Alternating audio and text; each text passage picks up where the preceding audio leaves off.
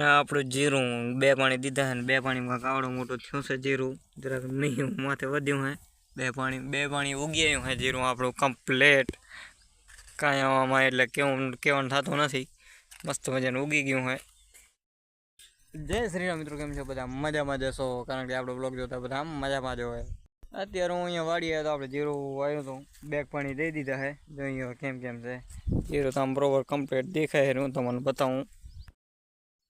આપણું જીરું બે પાણી દીધા છે ને બે પાણીમાં કાવડો મોટો થયું છે જીરું જરાક નહીં માથે વધ્યું હે બે પાણી ઉગી આવ્યું છે જીરું આપણું કમ્પ્લેટ કાંઈ આમાં એટલે કહેવાનું થતું નથી મસ્ત મજાનું ઉગી ગયું હે. જો તમે જીરું વાવ્યું હોય તો જરા કોમેન્ટમાં બતાવજો તમારે કેટલા પાણી જીરું ઉગી તો. મારે તો બે પાણી જીરું કમ્પ્લીટ એકદમ ઉગી આવ્યું હે. જીરામાં હવે કાંઈ કહેવાનું થતું નથી, કમ્પ્લીટ ઉગી આવ્યું જીરું એકદમ. પારી એમ નીંદણ થયું ને આપણે નીંદણ દોવા છાંટી કાંક ભર્યું તો લાગે હતી તો એથી જીવતું છે યાર. નીંદણ દોવા છાંટીથી તો એથી ભર્યું નથી, લગભગ ભરીને બીજી વાર પંપ ઉપાડવાનું થશે તો હવે છાંટ નાખશું દોવા. કારણ કે જીરું ના ભરે પારીમાં એ રીતે છાંટશું કારણ કે ભરી ગયું હોય. ક્યાંક નથી ભર્યું નીંદણ જોઈ શકો છો, અહીંયા ભરેલ દેખાય એનું. તો હા, સીધા મારા ખેતરમાં રામદેવ દાદાનું મંદિર દેખાય. અમારા ગામનું ફેમસ મંદિર છે, મોટું મંદિર છે, તમને બતાવું.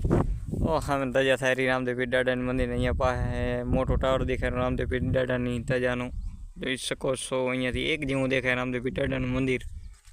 આટલી વાર અહીંયા વાડી હતો, 3 કલાક થયો અહીંયા બેઠો હતો. હવે જઈ ઘરે ને આટલી વાર અહીંયા હતો ને ગાડી લઈને આવ્યો હતો. ગાડી લઈને આવ્યો તો ટાઢ વાતી તે કોટ પહેર્યો હતો ને કોટને અહીંયા જેકેટ આપણે અહીંયા રાખી દીધું હે. હવે લઈને જવા દેશું. આવ્યો ત્યારે ગાડીમાં ભાઈ ભારે ટાઢ વાતી વાડી આવ્યો હતો. અહીંયા કોટ વોટ ઉતારી નાખી દેતો. અહીંયા ફર્યો તો જીરાને ટકરીમાં આંટો દીધો આપણે, તમને બતાવ્યો. આજના વિડીયોમાં આટલું. જો વિડીયો પસંદ આવે તો લાઇક શેર સબસ્ક્રાઈબ કરતા જાજો. જય શ્રી રામ. ફરી મળી બીજા વિડીયોમાં.